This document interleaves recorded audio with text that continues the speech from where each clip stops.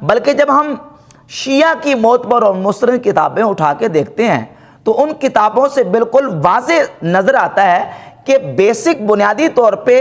اس کا خارجیوں سے پہلے تعلق شیعہ علی کے ساتھ تھا،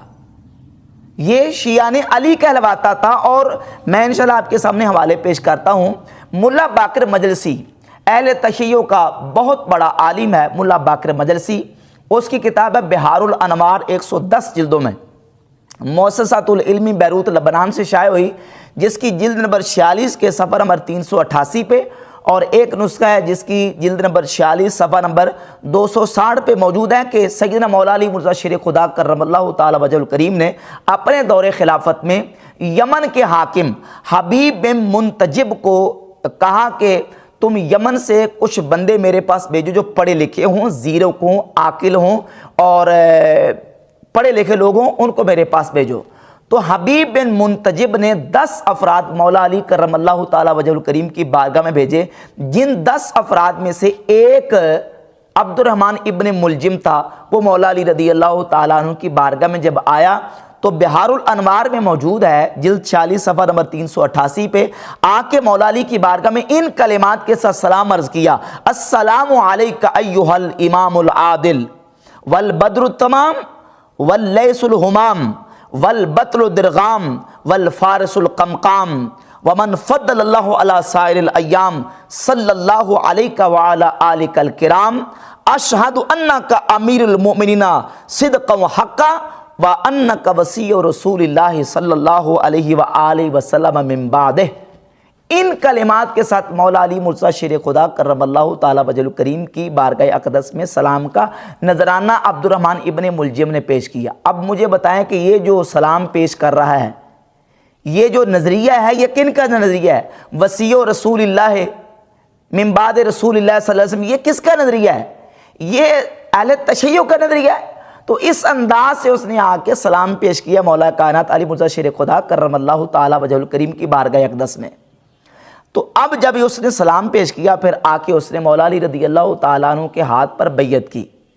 سیدنا مولا علی رضی اللہ تعالیٰ عنہ کے ہاتھ پر آ کے اس نے جب بیعت کی تو اہل تشیع کی کتابوں میں یہ بات موجود ہے۔ یہ کتاب ہے الارشاد فی معرفت حجج اللہ علی العباد، شیخ مفید کی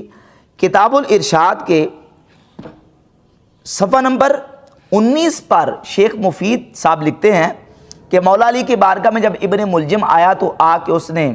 بیعت کی، ایک دفعہ بیعت کی مولا علی رضی اللہ تعالیٰ عنہ کی بارگاہ میں، جب بیعت کر کے واپس جانے لگا تو سیدنا مولا علی نے اس کو واپس بلایا،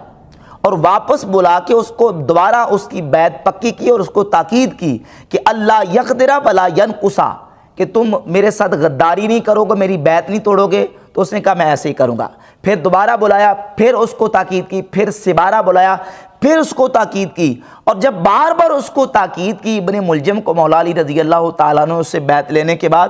تو اس نے کہا یا امیر المومنین ما رأیتک فعلت ھذا بعہد غیری، میں دیکھتا ہوں کہ باقی لوگوں نے آپ کے ساتھ بیعت کی ہے، آپ نے ان کے ساتھ یہ معاملہ نہیں کیا کہ ان سے اتنا پکا وعدہ لیا ہو، سوائے میرے ساتھ یہ آپ نے معاملہ کیوں کیا؟ تو امیر المومنین مولا علی رضی اللہ تعالیٰ عنہ نے فرمایا ارید حباءہ و یرید قتلی ازیرک من خلیلک من مراد، یعنی میں تجھ سے غدر اور دھوکہ پاتا ہوں کہ تو میرے ساتھ غدر اور دھوکہ کرے گا۔ تو ابن ملجم نے جب مولا علی رضی اللہ تعالیٰ عنہ کے ساتھ بیعت کر لی تو آپ نے فرمایا یا ابن ملجم فواللہ ما ارى ان تفی بما قلت، کہ اے ابن ملجم میں دیکھتا ہوں کہ تو جو میرے ساتھ وعدہ کر کے اور میرے ساتھ جو بیعت کر کے جا رہا ہے، میں دیکھتا ہوں کہ تو اس بیعت کو پورا نہیں کرے گا اور میرے ساتھ غداری اور بے وفائی کرے گا۔ تو یہ الارشاد میں شیخ مفید نے بھی، اور یہ کتاب ابو الفرج علی بن حسین الاصفہانی المتوفیٰ 356 ہجری کی کتاب مقاتل الطالبین، مقاتل الطالبین کے صفحہ نمبر 20 پر اصفہانی نے لکھا ہے کہ جمع امیر المومنین علی الناس للبیعۃ، مولا علی رضی اللہ تعالیٰ عنہ نے لوگوں کو بیعت کے لیے جمع کیا۔ فجاء عبد الرحمن بن ملجم فردہ مرتین او ثلاثا ثم بایعہ، سیدنا مولا علی رضی اللہ تعالیٰ کی بارگاہ اقدس میں آیا تو آپ نے 2 یا 3 مرتبہ اس کو واپس لٹا دیا، بیعت نہیں کی۔ بعد میں سیدنا مولا علی رضی اللہ تعالیٰ عنہ نے اس کو اپنے ہاتھ پر بیعت کیا، اور یہ مولا علی رضی اللہ تعالیٰ عنہ کے بیعت یافتہ لوگوں میں سے تھا۔ پہلے آ کے سیدنا مولا علی کی کہ وصی رسول ہونے کی گواہیاں بھی دے رہا ہے، آپ کے ہاتھ پہ آ کے بیعت بھی کر رہا ہے۔ جب اس نے آپ کے ہاتھ پر بیعت کر لی تو اب کیا وہ بنا؟ وہ شیعہ علی میں سے ہوگا، مولا علی رضی اللہ تعالیٰ عنہ کے شیعوں میں شمار ہوا۔ لیکن بعد میں چونکہ جب یہ نہروان کی جنگ واقع ہوئی تو اس جنگ کے دوران اس نے اپنا عقیدہ جو بدل لیا، اور جو پہلے محبت کا دعوے دار تھا بعد میں سیدنا مولا علی مرتضی شیر خدا کرم اللہ تعالیٰ وجہ الکریم کا مخالف بن کے خارجی بن گیا اور خارجی فرقے کے ساتھ متعلق ہو گیا۔ امام ابن حجر عسقلانی رحمۃ اللہ علیہ نے اپنی کتاب لسان المیزان جلد نمبر 3 صفحہ نمبر 440 پہ انہوں نے اپنی کتاب میں عبد الرحمن ابن ملجم کے حوالے سے لکھا کہ هو الذی قتل علی ابن ابی طالب وکانا قبل ذالک من شیعتہ، کہ یہ عبد الرحمن ابن ملجم وہ شخص ہے جس نے مولا علی رضی اللہ تعالیٰ عنہ کو قتل کیا، وکانا قبل ذالک من شیعتہ، یہ اس سے پہلے یعنی مولا علی کو قتل کرنے سے پہلے اور خوارج کے ساتھ تعلق رکھنے سے پہلے مولا علی رضی اللہ تعالیٰ عنہ کے شیعوں میں سے تھا، شیعہ علی میں سے تھا۔ تو اب ان لوگوں کا نظریہ اور ان لوگوں کا دعویٰ بالکل باطل اور مردود قرار پاتا ہے، جو اس سلسلے میں صحابہ کرام رضی اللہ تعالیٰ عنہ کو مطعون کرنے کی ناپاک جسارت کرتے ہیں۔ بلکہ آگے چلیے اہل تشیع کی معتبر اور مستند کتابیں یہ بالکل بول کے کہتی ہیں کہ یہ جو ابن ملجم تھا یہ خارجی تھا، اس کا صحابہ کرام کے ساتھ کوئی تعلق نہیں تھا۔ یہ جلال العیون میرے ہاتھ میں ملا باقر مجلسی کی صفحہ نمبر 321 پہ ملا باقر مجلسی لکھتے ہیں، شیخ مفید و دیگرہ روایت کردان کہ گروہ از خارج در مکہ با یک دیگر جمع شدن بعد از واقعہ نہروان، کہ واقعہ نہروان کے بعد خارجیوں کا ایک گروہ مکہ میں جمع ہوا، امرائے کے درمیان مسلمانہ ہستن ہما از راہ حق بدر رفتان، کہنے لگے کہ اس وقت جو مسلمانوں میں 3 بڑے امیر ہیں یعنی علی،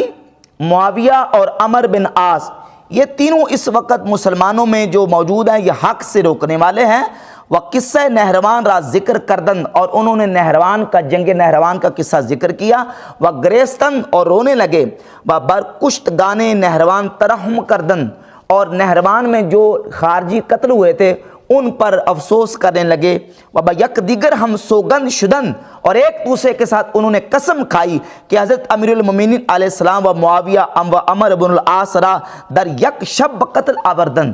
کہنے لگے کہ علی بن ابی طالب کو اور معاویہ کو اور عمر بن عاص کو تینوں کو ایک رات میں قتل کریں گے۔ اور پھر یہ پورا منصوبہ بنایا، اور اس منصوبے میں عبد الرحمن ابن ملجم بھی تھا، برق بن عبداللہ بھی تھا، اور عمر بن بکر تمیمی، ان تینوں نے یہ بات مکہ میں جمع ہو کے قسمیں کھائیں کہ ہم علی کو، معاویہ کو اور عمر ابن العاص کو قتل کریں گے۔ اور پھر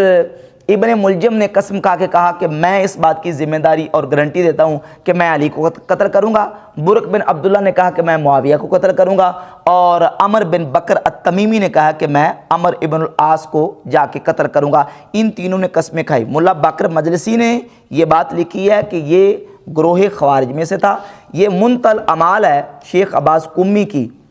اس کی جلد نمبر 1 ہے، جلد 1 کے صفحہ نمبر 237 پر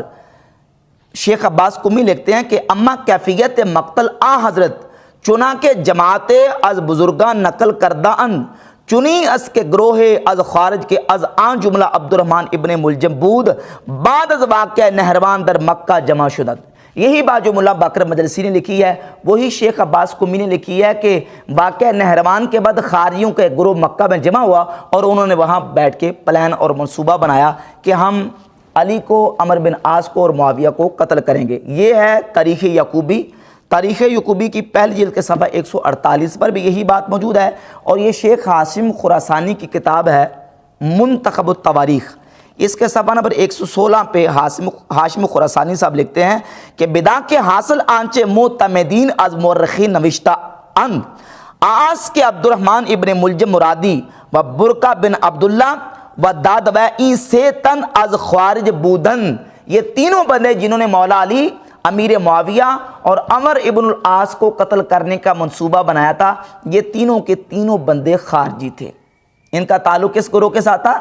خارجی گروہ تھا، اور خارجی گروہ پہلے شیعہ نے علی میں سے تھے، مولا علی متشر خدا کرم اللہ تعالی وجہ کریم کے ساتھ، اور بعد میں مولا علی کے بغض و عداوت میں آپ سے الگ ہو گئے۔ یہ ہے مناقب آل ابی طالب ابن شہر اشوب کی۔ ابن شہر اشوب صاحب اپنی کتاب مناقب آل ابی طالب کے صفحہ نمبر 853 پہ لکھتے ہیں انہو اجتمع نفر من الخوارج بمکہ تھا، وہ بھی لکھتے ہیں کہ خارجیوں کا ایک گروہ مکہ میں جمع ہوا، اور پھر وہ ساری ڈیٹیل پوری، یعنی آپ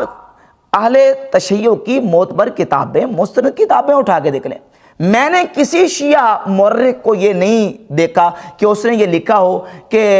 مولا علی رضی اللہ تعالیٰ عنہ کو قتل کرنے والا جو خارجی تھا اس کا تعلق کسی صحابی کے ساتھ تھا، نعوذ باللہ، یا کسی صحابی کی یہ کارروائی تھی، بالکل ہرگز کسی نے یہ بات نہیں لکھی۔ سنی شیعہ دونوں مورخین اس بات پر متفق ہیں کہ عبد الرحمن ابن ملجم کا تعلق گروہ خوارج کے ساتھ تھا، اور یہ خارجی تھا، اور پھر مولا علی رضی اللہ تعالیٰ عنہ کا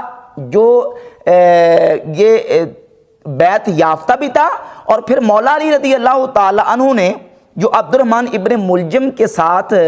گفتگو کی ہے دربت کے بعد، وہ شیخ عباس قمی نے اپنی کتاب منتہی الاعمال کی پہلی جلد کے صفحہ نمبر 245 پہ واضح طور پر لکھی، مولا علی رضی اللہ تعالیٰ عنہ جب آپ کو ضربت لگی سر پہ تو عبد الرحمن ابن ملجم کو آپ کی بارگاہ میں لایا گیا، مولا علی نے اس کی طرف دیکھا نہیں ہے، دیکھے بغیر بڑی کمزور سی آواز میں آپ نے فرمایا یا ابن ملجم امر بزرگ آوردی و مرتکب کار عظیم گشتی، کہ اے ابن ملجم تو نے بہت بڑا کام کیا ہے اور تو نے بہت بڑے جرم کا ارتکاب کیا ہے، آیا من از بہتر تو بد امامی بودم، کہ مرا چنی جزا دادی، آپ نے فرمایا کہ تو نے میرے ساتھ میری نیکیوں کا یہ صلہ دیا ہے کہ تو نے مجھے میرے سر پر ضربت لگائی، آیا من تورا مورد رحمت خود قرار نہ دادم، کیا میں نے تیرے ساتھ شفقتیں اور مہربانیاں نہیں کی، وَأَز دیگراں بر نہ گزیدم، اور دوسرے لوگوں پر کیا میں نے تجھے ترجیح دے کر اپنی بارگاہ کا مقرب نہیں کیا، آیا با تو احسان نہ کردم، کیا میں نے تیرے اوپر اتنے احسان نہیں کیے، وَعَطَاہائے تورا افزو نہ کردم، اور اپنی عطائیں اور ہدیے اور اپنی عنایات تیرے اوپر اتنی کثرت کے ساتھ نہیں کی، با آنکھ من دانستم، کہ تو مرا خواہی کشت، مجھے پتا تھا کہ تو ہی مجھے قتل کرے گا، لیکن خواستم حجت بر تو تمام شود، لیکن میں نے تیرے ساتھ یہ عنایات اس لیے کی تاکہ تیرے اوپر حجت تمام ہو جائے، و خدا انتقام مرا از تو بکشد، اور میرا انتقام میرا رب تجھ سے لے، و نیز خواستم کہ از این عقیدت برگردی و شاید از طریق دلالت و گمراہی روئے بتابی، میں نے تیرے ساتھ اتنے احسان، تیرے ساتھ اتنی عنایات اس لیے کی شاید کہ تو اس گمراہی سے نکل آئے اور تو اس دلالت سے نکل کر اپنی بدعقیدگی کو چھوڑ دے، لیکن تیرے اوپر کوئی اثر نہیں ہوا۔ تو مولا علی کا انعام یافتہ بھی تھا، بیعت یافتہ بھی تھا، اور مولا علی کو وصی رسول بھی ماننے والا تھا، پہلے شیعہ نے علی میں سے تھا، بعد میں خارجی ہو کے وہ نہروان کی جنگ کے بعد اپنے نہروانی جو مقتول تھے ان کا غم اور افسوس کرتے ہوئے مولا علی رضی اللہ تعالیٰ عنہ سے ان کے قتل کا بدلہ لینے کے لیے اس نے یہ سارا ناپاک جو جسارت کی ہے